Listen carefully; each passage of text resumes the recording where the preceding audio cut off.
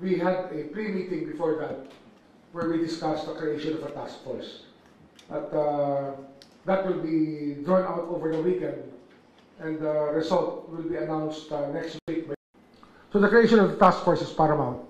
We have to choose people who will at least exemplify the values that we hold dear to the PNP and to the NBI and to the DOJ. At ang aim nito is to have a higher visibility leadership that people can talk to pag mayroong problema. Kasi ang problema, when these things happen, a lot of them don't trust. Marami hong doubt about law enforcement and government. Ang maraming tao, they'd rather do it themselves. Doon sa iniisip ni Secretary Boying, sa ngayon, gagawa kami ng isang task force, anti-kidnapping.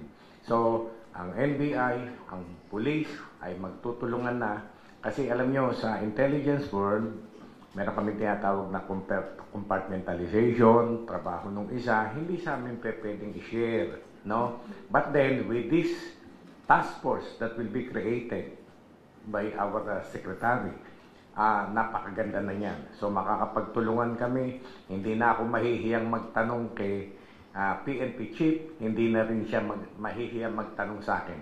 So, sabi ko nga sa inyo, sa intelligence world kasi, meron kami tinatawag na compartmentalization, need to know basis. But with the creation of the task force, magkakatulong-tulong tayo